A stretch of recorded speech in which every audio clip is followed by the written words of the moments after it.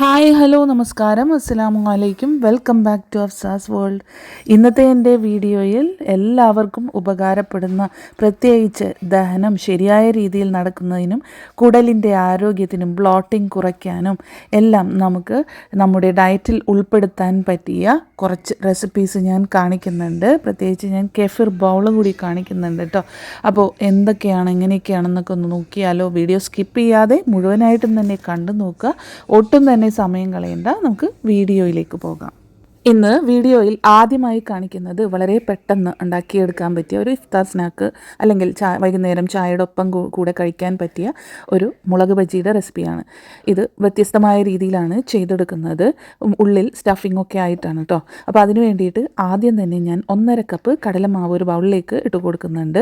അതിലേക്ക് 1 table spoon അരിപ്പൊടി, മുളക് പൊടി, മഞ്ഞൾപ്പൊടി, കായപ്പൊടി, ആവശ്യത്തിന് ഉപ്പ്, ഗാർലിക് പൗഡർ, വീട്ടിലുണ്ടാക്കിയ ഗാർലിക് പൗഡറാണ്. അതിൻ്റെ റെസിപ്പി ഞാൻ ഓൾറെഡി പോസ്റ്റ് ചെയ്തിട്ടുണ്ട്. ആരെങ്കിലും കാണാത്തവരുണ്ടെങ്കിൽ ഒന്ന് ചാനലിലേക്ക് നോക്കിയിട്ടൊന്ന് കാണാൻ ശ്രമിക്കണേ.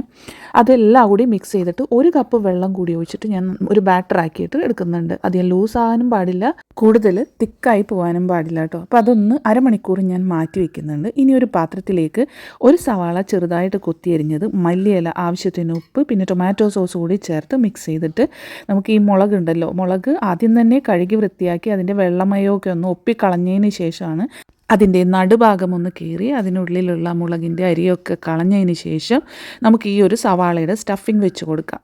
അങ്ങനെ ഓരോ മുളകിലും ഞാൻ ഈ സവാളയുടെ സ്റ്റഫിങ് വെച്ച് കൊടുത്തതിന് ശേഷം നേരത്തെ തയ്യാറാക്കി മാറ്റി വെച്ചിട്ടുള്ള ആ ഒരു ബാറ്ററിൽ മുക്കിയിട്ട് ചൂടായ എണ്ണയിലിട്ട് നമുക്കിതൊന്ന് വറുത്ത് കോരിയെടുക്കാം. ഇനി ഇത് സ്റ്റഫ് ചെയ്യുന്ന കാര്യം പറയുകയാണെന്നുണ്ടെങ്കിൽ, മുളക് ബജി ആ ഒരു ബാറ്ററിൽ മുക്കി പൊരിച്ചതിന് ശേഷം ആ മുളക് നെടുകെ കീറിയിട്ട് അതിനുള്ളിൽ ഈ സവാളയുടെ സ്റ്റഫിങ് വെച്ച് കൊടുക്കുകയാണെങ്കിലും അത് വേറൊരു വ്യത്യസ്തമായിട്ടുള്ള ഒരു ടേസ്റ്റാണ് കേട്ടോ. അപ്പോൾ അങ്ങനെയും പരീക്ഷിച്ച് നോക്കാവുന്നതാണ്. അപ്പോൾ ഞാനിത് എല്ലാം തന്നെ ഫ്രൈ ചെയ്തെടുത്തിട്ടുണ്ട്. അപ്പോൾ വൈകുന്നേരം ചായക്ക് കടിക്കാനായിട്ട് വളരെ പെട്ടെന്ന് ഉണ്ടാക്കിയെടുക്കാൻ പറ്റിയ വെറൈറ്റി ആയിട്ടുള്ള ഒരു ചായക്കടിയുടെ റെസിപ്പിയാണ് കാണിച്ചത്. ഇഫ്താറിനായാലും ഇതൊരെണ്ണം കഴിക്കുകയാണെന്നുണ്ടെങ്കിൽ തന്നെ വയറ് നിറയുന്നതാണ് കേട്ടോ. അപ്പോൾ സിമ്പിളായിട്ട് ചെയ്യാൻ പറ്റിയ ഇഫ്താർ സ്നാക്കൊക്കെ നോക്കുന്നവർക്ക് ട്രൈ ചെയ്ത് നോക്കാൻ പറ്റിയ ഒന്ന് തന്നെയാണ്. ഈ റെസിപ്പി ഇഷ്ടപ്പെട്ടാൽ വീഡിയോ ലൈക്ക് ചെയ്യാൻ മറക്കല്ലേ കേട്ടോ.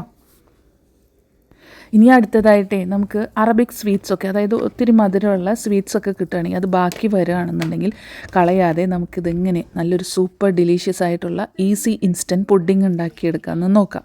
അപ്പോൾ അതിന് വേണ്ടിയിട്ട് ഞാനിവിടെ ഒരു 2 കപ്പ് പാല് ചൂടാക്കാൻ വേണ്ടി വെച്ചിട്ടുണ്ട്. അതിലേക്ക് അല്പം കണ്ടൻസ് മിൽക്ക് ഇട്ട് കൊടുക്കുക. കാരണം നമ്മളിതിലേക്ക് സ്വീറ്റ്സ് ആഡ് ചെയ്യുന്നത് കൊണ്ട് തന്നെ മധുരം കൂടി പോകരുത്. അതിലേക്ക് ഞാനിട്ട് കൊടുക്കുന്നത് കുബ്ബൂസ് ഉണ്ടല്ലോ, അറബിക് ബ്രെഡ്, കുബ്ബൂസ് ചെറുതായിട്ട് അരിഞ്ഞതാണ് ഇട്ട് കൊടുക്കുന്നത്. ഇനി ഇത് പാലൊന്ന് നന്നായിട്ടൊന്ന് ചൂടാവാൻ വേണ്ടിയിട്ട് വെയിറ്റ് ചെയ്യാം. അപ്പോൾ പാലിൻ്റെ ആ ഒരു അളവിനനുസരിച്ചിട്ട് കുബ്ബൂസ് എടുക്കുക. അപ്പോൾ ഞാനിവിടെ ഒരു വലിയ കുബ്ബൂസാണ് എടുത്തിട്ടുള്ളത് കേട്ടോ, ഒരു 2 കപ്പ് പാലിൻ്റെ അളവിന്.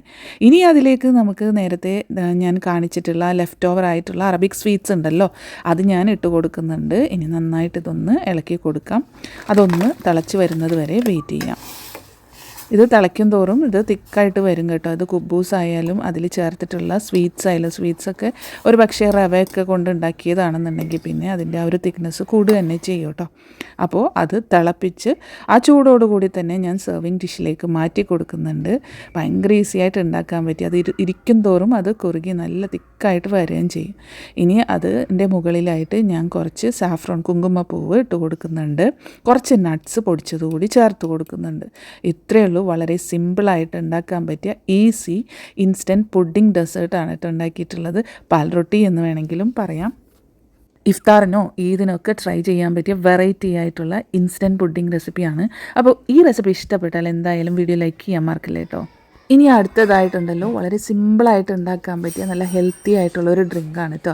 അപ്പോൾ ഇതിൻ്റെ പേര് നഫ്രത്ത് കാ ശർബത്ത് എന്നാണ്. എന്താണ് അങ്ങനെ പേര് വന്നിരിക്കുന്നത് എന്നുള്ളത് അറിയത്തില്ല. എന്നിരുന്നാലും വളരെ സിമ്പിളായിട്ട് നോമ്പിന് ഇഫ്താറിന് കുടിക്കാൻ പറ്റിയ ഒരു സ്പെഷ്യൽ ഡ്രിങ്ക്. അപ്പോൾ അതിന് വേണ്ടിയിട്ട് ആദ്യം തന്നെ ഞാനൊരു ബൗളിലേക്ക് ഒരു പകുതി ആപ്പിൾ ഞാൻ കട്ട് ചെയ്ത് ഗ്രേറ്റ് ചെയ്തത് ഇട്ട് കൊടുക്കുന്നുണ്ട്. ഒരു ചെറിയ പീസ് ക്യാരറ്റ് ഗ്രേറ്റ് ചെയ്ത് ഇട്ട് കൊടുക്കുന്നുണ്ട്. ഇനി ആവശ്യത്തിന് മധുരത്തിന് കണ്ടൻസ് മിൽക്കാണ് ഞാനിവിടെ ചേർത്ത് കൊടുക്കുന്നത്. നിങ്ങളുടെ കയ്യിൽ പഞ്ചസാരയാണെന്നുണ്ടെങ്കിൽ അതും ചേർത്ത് കൊടുക്കാം കേട്ടോ. ഇനി അതിന് ശേഷം അതിലേക്ക് കുതിർത്ത് വെച്ചിട്ടുള്ള കസ്കസ് ഞാൻ ചേർത്ത് കൊടുക്കുന്നുണ്ട്. ഇനി അതിലേക്ക് ഒരു 2 കപ്പ് പാല് ഞാൻ ഒഴിച്ചു കൊടുക്കുന്നുണ്ട്. ഇത്രയേ ഉള്ളൂ, നമ്മുടെ ഡ്രിങ്ക് ഇവിടെ റെഡിയായി. വളരെ ഈസി ആയിട്ട് ഉണ്ടാക്കാൻ പറ്റിയതാണ്. അതും നോമ്പൊക്കെ തുറക്കുന്നതിന് മുമ്പായിട്ട് എന്ത് ഡ്രിങ്ക് ഉണ്ടാക്കും എന്ന് ആലോചിക്കുന്നവർക്ക് പെട്ടെന്ന് ഒരു 5 മിനിറ്റ് കൊണ്ട് ഉണ്ടാക്കിയെടുക്കാൻ പറ്റിയ ഒരു ഡ്രിങ്കാണ് കേട്ടോ. വളരെ ഹെൽത്തി ആയിട്ടുള്ള ഈ ഡ്രിങ്ക് എന്തായാലും നിങ്ങൾ ട്രൈ ചെയ്ത് നോക്കുക. ഇതിലിപ്പോൾ ക്യാരറ്റ് ഇഷ്ടമല്ലാത്തവർ അത് ചേർക്കണം എന്നില്ല, അത് തികച്ചും ഓപ്ഷണലാണ് കേട്ടോ. ആപ്പിളും അതുപോലെ കണ്ടൻസ് മിൽക്കും കസേഴ്സും ചേർത്ത് കഴിഞ്ഞാൽ തന്നെ, നമ്മുടെ പാലും ചേർത്ത് കഴിഞ്ഞാൽ തന്നെ നമ്മുടെ ഈസി ആൻഡ് ഡിലീഷ്യസ് ആയിട്ടുള്ള നഫ്രത്ത് കാ ശർബത്ത് റെഡിയാക്കി എടുക്കാം.